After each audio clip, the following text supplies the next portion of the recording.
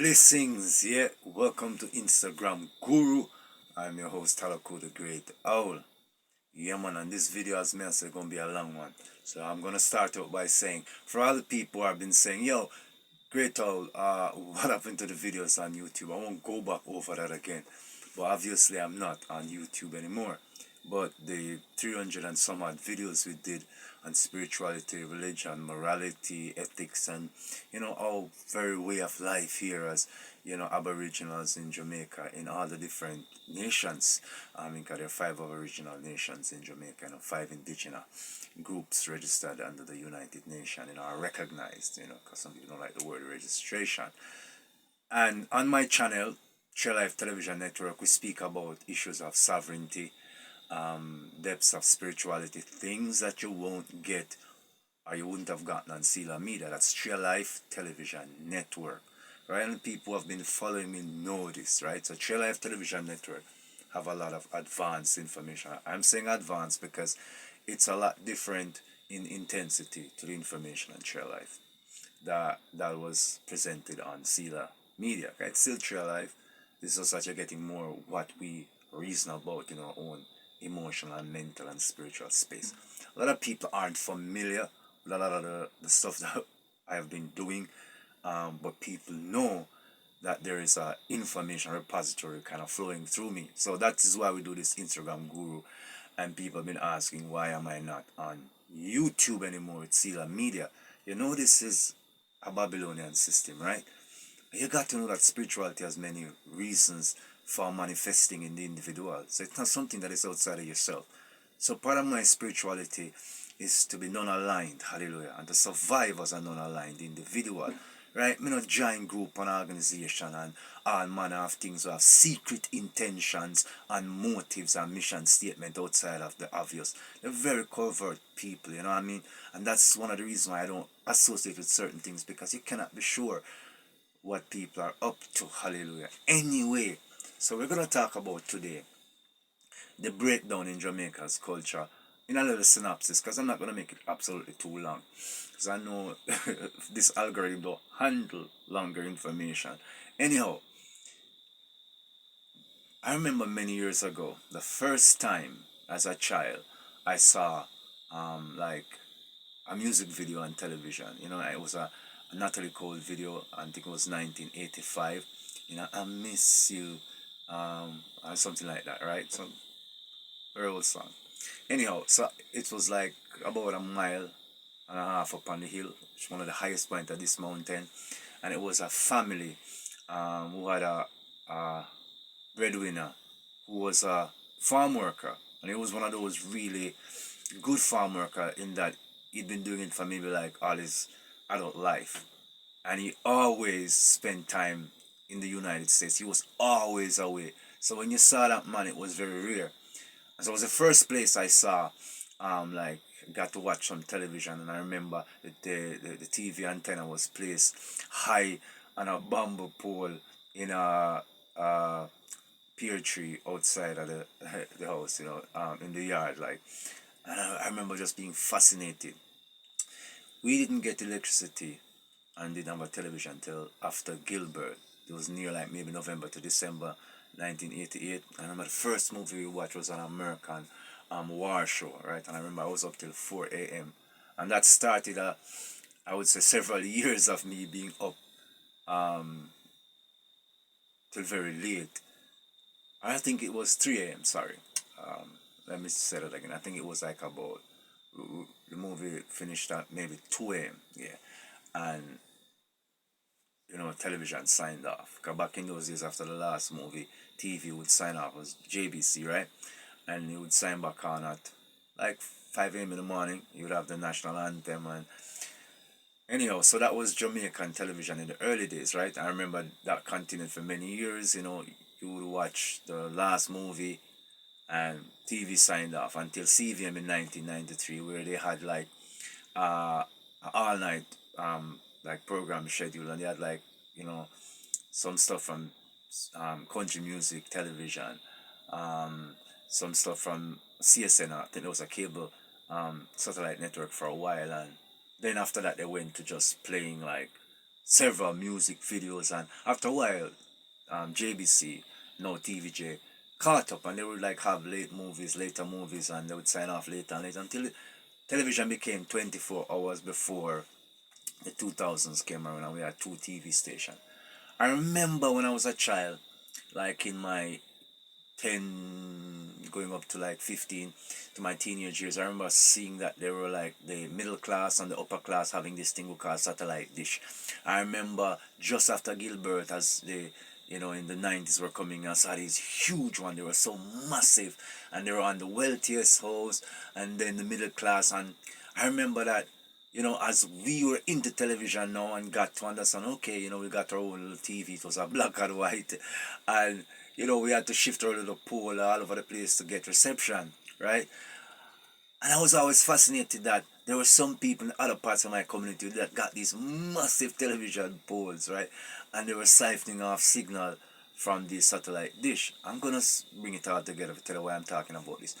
And I saw the technology improve until the dish became this direct TV dish, and it was all over the place. So middle class, right? Then I'm thinking about 2007 thereabouts. The U.S. Authorities on copyright and intellectual property started sanctioning the Jamaican cable providers, because then the cable companies popped up in the 90s everywhere offering cable service from the satellite dish. And I said 2007 thereabouts, they had to be regulated. So by 2010, this vast exposure of American culture was regulated. But the previous 10 years before that, between the 90, like 1990 and the year 2000, yeah, maybe 14, 15 years, within that period of time before the regulations came, I noticed things. Now I can put it into perspective.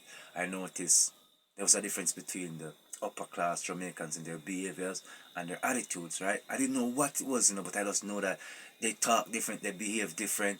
They were more into American culture. I wasn't into my Jamaican culture because I listened to music on the radio, and so that's what I was getting, right? I wasn't the outgoing person within the culture. So I was a book person. I got information through book, but I also loved music. So when I got into high school in the 90s, no one started, interacting with a vast number of Jamaicans in the upper class. Although that was there before, but a vast number. I got to realize that they spoke about things that it wasn't available to me until maybe like months, sometimes years later. I would see these programs and get to connect. That's what this Virgin was talking about like 4 years ago or 3 years ago, right? Because we were getting residuals because the TV stations, you had to pay for those things, and they were further down on the pecking order. And the cable stations were flooding Jamaica with American culture. Then after a while, the tattoos came in. Hip hop music flooded into the dance halls and everywhere, right? So by the time I was like 18, 19, I became a fan of hip hop because it was everywhere. Yeah? And so American culture came through cable television. And the upper class, they were first exposed to it. They were the first to be able to have access to a certain level of American culture. But here's the issue. When they absorbed the American culture, they absorbed white middle class upper culture, and it made their behavior as classes.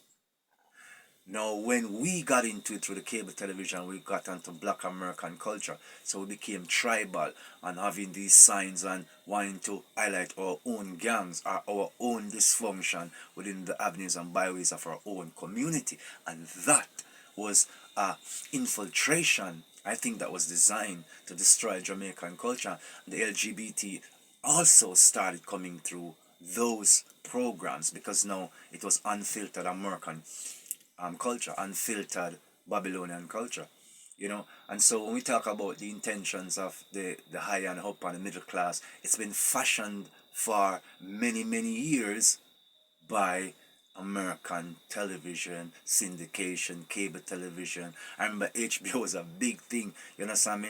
All these sports bars in Jamaica started because of HBO. We became mass consumers of American culture. And even when the regulations came and start to bring some balance to it, we lost a lot of channels, but then after that there was an explosion of the internet, and so it got even worse, hallelujah, after that. So now we know how it is that the behaviors of Jamaicans change, because the money flooded where the intentions of the elites were, and it was to condition us to be more American. At one time, they even wanted to create dollarization to make us use the American currency. So these upper class intellectuals peg their whole lifestyles and behavior to American culture. They're literally transient Americans. That's what they are, literally, right? And so that culture that they brought in and try to make it look like it's an intellectual culture that is proper English. American is not even English. It's American, right? And American slangs are and jargons are born in the American experience, which is very confusing. And you might think you understand it because you watch American TV. No, that is middle and upper class white programming. And we were so programmed and are so programmed by it. You know, in terms of our geopolitics or belief system, look at where our geopolitics is in Jamaica. We're doing the same thing as the Americans are doing. Everybody got to play under that Zionist agenda. You see, there's a time that there was a respect for the culture in the common man. But when the system took all of the money and all of the essence around that culture away and gave it to somebody else, the people lost focus twice over, because there was something about the Rasta revolution in the early days, but then when the face of Rasta changed to the Caucasian man and woman, right? The decadence now in our own, now we have Caucasians replacing the Rasta man, Bale the dreadlocks replacing Rasta as a Van Benjamin. So now we have the Caucasian now saying that they are the image of Rastafari, right? And you know they are. They're expropriators of culture. They've always been. They destroy what we create and then absorb it into themselves and present themselves. That's what the elite do as a supreme. So everything that we, the common man, create as a means of survival, our slang, our attitudes, our motivations, our reactions, right? That is customary, becomes enshrined in the music, yeah? And the music tells a story and becomes an oral historical record, right? They destroy that by tying decadence, materialism, and individuality into the reggae music, into the mento, into the rocksteady, into the ska. And so for every era, they appropriate it, and the image of the biggest bands are uptown. And so now that the music is uptown in these revivalist cult members, we see how it is that our culture is being destroyed. They push artists like myself to the side because I don't play according to their game. And before some people come and start, look at me like, oh, you think you're so special. Please. I'm a nigger in a Jamaica, kind aboriginal, battered and beaten over 20 odd years through this system. Yeah, I know I am different. It's just see me on them poster, hallelujah, and them big decree. Me know me different. Me know me no sign up. Me no under no order, no organization. Yeah, no 3 letter no in front or behind my name. Not a part of no secret organization. Yeah, me not have to show no hand symbol to show some me an artist. Me have no approval from uptown, Middletown, crosstown or downtown. Hallelujah. So yeah, I'm different. You can call it special. Yeah. So people like myself, or rhetoric, or spirituality, or analysis have been ignored by the structure. But there are a minority of people across the entire terra firma who recognize what's going on, because vibrationally, hallelujah, they're alive and they're not dead. And they're not judge people because of your religious, underpinnings. Because we all have to have something. So can you judge me on my religious nature? Hallelujah. I better you try to awake yourself to the reality that look around you. All of your influencers, and I don't mean internet influencers, are systematic people. The books are printed systematically. Don't you know books that go against the system are banned? And even when you think they're not system, look for the line, the logos and the signs and the symbols that show you that it's just another large brother, just another member of the group, the fraternity that. This is the liberal thinking one that's there to control, yeah, and subvert natural information. So obviously you know that you're also responsible, right? Because you don't want to listen to the aboriginals. You don't want to listen to the people who go outside what you've been presented with. You ignore the music. You ignore the things that speak against your comforts, right? So here I am, once again, reminding you, spirituality is not about me. It's literally about you and how you deal with the realities of life. A lot of you got the wool over your eyes, hallelujah. right? And you can't see straight, and you don't want to see straight because you recognize where the money comes from. I recognize it too, but yet still I persisted, hungry, suffering, hardship consistently. I got battered and beaten, ignored because I'm broke. I ain't got no money, ain't got no friends, hallelujah, ain't got no big links. But I suffered it. I'm still here, still got the light in my eyes, and that's not a debate, hallelujah. So I'm saying all that to say this. We see that the prevailing white supremacists are continually destroying the fabric of Aboriginal culture, our original culture.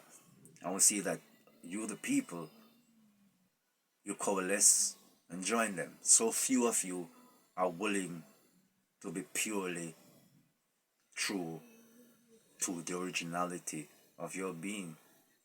That comes through just self-awareness. It's not ideology. Not telling you to join me and say hallelujah. I say Jah Rastafari. I'm saying really be real and look at yourself and look at the system and see how you've been coalesced into a culture that is self-destructive, hateful, and teach you not to respect the people who gave you life and the people who gave them life through customs. We call that our culture, our traditions, before we start throwing this word culture. Our traditions, the traditions of the Tainos in the Locono Empire, right, all across North and South America. Something that is the root of who we are. We buy into their African consciousness, we buy into this Adriatic Africanos mindset, not recognizing the earth was one place, one space, one reality broken up through the age of Peleg, Bible says, right? Or the great crash, or the breaking, or the divide. Every ancient tradition speaks of it. So while you detach to just promote money, materialism, and basically a cosmetic representation of human beings, don't complain about violence in the streets and the increase of suffering amongst people, because you're a part of it. Your job is a part of it. The way you tell lies on the original people, the way you pretend like they don't exist, the way you join the oppressor in an oppressive system, is the same way it is manifesting, goes around, comes around. So a lot of us are going to die in this, broken by the system, battered by all these political regimes, by all the titles and names. But remember, the elites aren't the one in those organizations. It's us, the people who so hate the other, so divided, divide and rule all. You're so divided for no reason against another, and hold on to all the rhetoric. You will not spend any time to decode and see that if you're expecting the revolution to be televised, you gotta be joking. Who's gonna televise your own self-awareness? Hallelujah. Who's gonna televise your own awakening? So it is interesting. You see a changing and a continual changing of the culture. And we'll see how it's being changed. And we'll see now that the lines between Jamaican, American, Barbadian, Trinidadian, all of it is getting smaller and smaller and smaller. The dividing lines. Because guess what? They are making us into one image of the beast. But I said, no, not I. Hallelujah. Yeah? Well, I'm an original, aboriginal, Locono, Taino, Hamakan. I'm an original. You a carbon. I'm an origination. You a corporate fiction. I a denotation. You a connotation. I'm an original. Aboriginal. Original.